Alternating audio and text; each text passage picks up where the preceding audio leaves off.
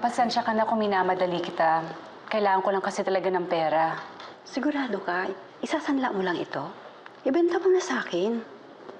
Tutubusin ko naman kapag nagkapera na ako. Paano yan pag hindi mo na natubos at hindi mo na natubuan? Engagement rin kasi namin yan ni Renato. Benta mo na lang kasi sa akin. Mas malaki ang makukuha mo at makakatulong yan sa inyo.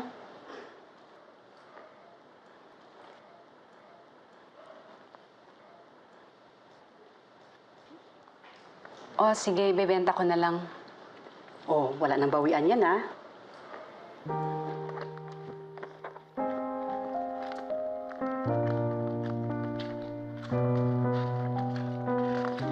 O, ayan. Paano yan? Maulan ako sa inyo, ha? I will pray for your husband. Sana gumaling siya. Bye.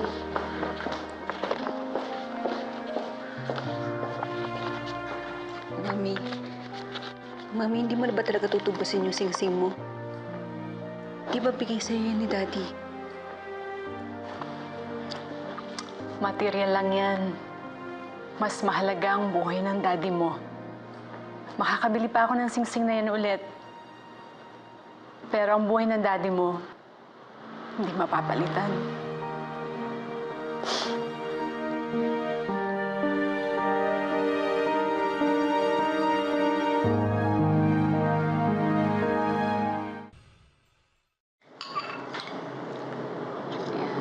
Kumain ka ng marami para pag nag-chemo ka, mas malakas ka.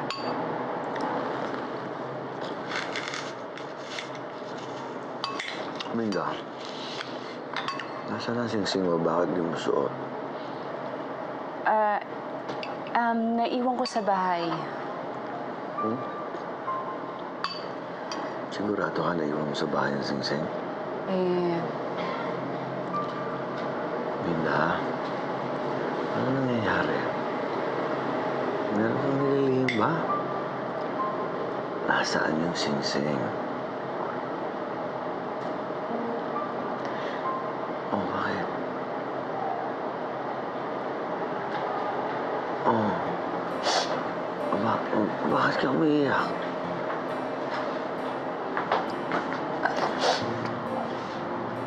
Wala na po kasi, Dad. Binenta na ni Mami. Kasi kulang po kasi yung pera natin. I'm sorry, Renato. Hindi ko naman gustong gawin yun eh. Pero mas mahalaga ka sa amin ng anak mo kaysa sa singsing na yun.